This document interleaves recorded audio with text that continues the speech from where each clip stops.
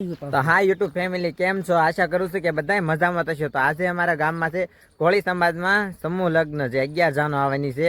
તો આગળ વ્લોગમાં બન્યા રહેશે, તમને હું બધું બતાવીશ. મહાદેવ. તો હા મિત્ર, તમને હું સમૂહ લગ્નમાં થોડોક નજારો બતાવું કે કેવી તૈયારી હાલી રહી છે. તો ફોર વ્હીલો આવવા મળી છે અને અહીંયા મસ્ત મંડપ શણગારેલો છે. અહીંથી અંદરનો તમને નજારો બતાવું. તો અહીંયા પણ મંડપ નાખેલા છે જે ફેરા ફરવાના છે. અને અહીંથી આગળનો નજારો પણ બતાવું. સરસ મજાનો ડોન ઉભો કરેલો છે. તો હાય મિત્રો, બોતલ ભરવા સનોસરા. તો આપણે આવી ગયા છે હાંજેડા મહાદેવ. તો હાય મિત્રો, અમારે સમૂહ લગ્નમાં રસોડા વિભાગમાં મસ્ત તૈયારી હાલી રહી છે. અને રસોડામાં જઈને અમને તમને બતાવું.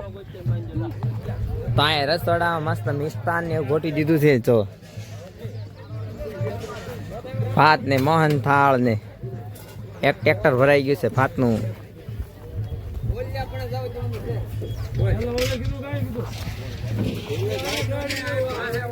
અને અહીંયા બટકા પાડવાનું કામ ચાલુ છે. અને અમારે આ બોગી ભરી છે લાડવાની. તારે બધા કામ કરે છે સુપર. હજી તમને આગળનો નજારો બતાવો, આગળ વ્લોગમાં બન્યા રહેજો. અહીંયા ભજીયાનું રાગુ બનાવી નાખ્યું છે. અને અહીંયા આગળ મસ્ત દાળ બનાવી નાખી છે. સરસ મજાનું શાક બનાવી નાખ્યું છે અને રોટલી બનાવવાનું ચાલુ છે.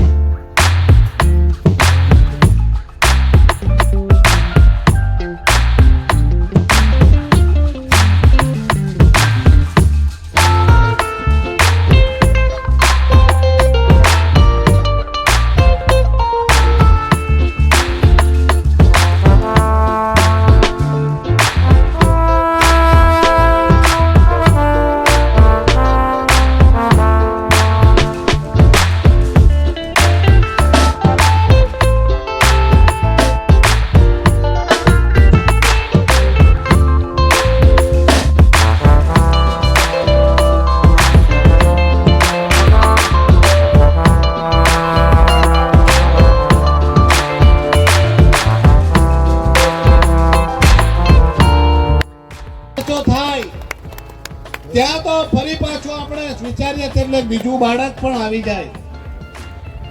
આમ ખર્ચો પાછો 4 ગણો થાય.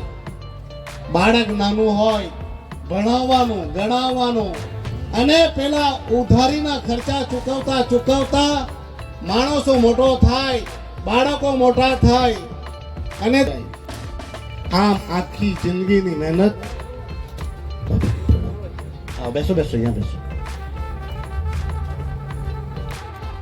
લગ્ન દેખાવ આપને મોંઘો પડી રહ્યો છે. તમને એક વાત કહું, શીખવું હોય તો આપણા દીવમાં જાઓ. દીવમાં કોળી સમાજ 17 જાતિમાં વેચાયેલો કોળી, એમને એ લોકો ભેગા કરે અને 7 જ દિવસની અંદર વિસ્તારમાં 400 લગ્ન હોય કે 500 લગ્ન હોય, એક જ માળવામાં 100 ના 5 ટુકડા પાડીને એક જ સાથે લગ્ન કરે. એમાં નાનો હોય, ગરીબ હોય કે મોટો હોય, દરેક માટે એક જ નિયમ. તમે વિચારો, હું લાસ્ટ ટાઈમ ની વાત કરું, મારી 2 ભાણેજના લગ્ન હતા, અલગ અલગ. મારા કાકાના દીકરાના લગ્ન હતા, એક મારે સાસરે લગ્ન હતા. ખાલી કપડામાં મારી ઘરવાળીના, મારા દીકરીના અને મારા દીકરાના કપડામાં 7 થી 8 લાખ રૂપિયા ખર્ચાઈ ગયા. આપણે વિચારીએ એક લગ્નમાં એક જણનો ખર્ચો આપણા ઘરનો જ નહીં હોય, આપણા બહેન બનેવી, મામા મામી, ફૂઈ ફૂવા બધાનો ખર્ચો હોય. કપડામાં જ ખાલી એક વર્ષમાં 2 થી 3 લાખ 4 લાખ રૂપિયા ખર્ચા થાય. ને અમારી દમણમાં તો પાછું લગ્ન સીઝન ચાલુ થાય, વરસાદ પડે ત્યાં સુધી લગ્ન. કોઈ દિવસ 10, કોઈ દિવસ 15, કોઈ દિવસ 20. સવારથી ઉઠીને લગ્નમાં જ જાય કરો. હવે 8-8, 9-9 મહિના આપણે લગ્નમાં જ દોડ્યા કરવાનું, તો પછી કામ ધંધો ક્યારે કરવાના? વિચારો, આ દીવમાં 700-800 લગ્ન એક જ સાથે થાય, 7 દિવસમાં બધા નવરા.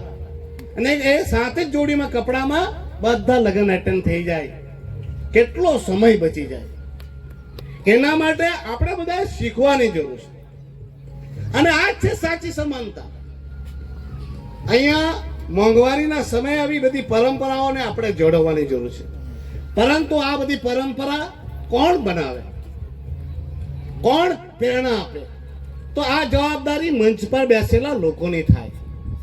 આ દેશમાં અને આ સમાજમાં આપણે જોયું છે કે આ નાનો માણસ તો બિચારો પેલો મોટા માણસ જે કરે ને એની કોપી ટુ કોપી કરે.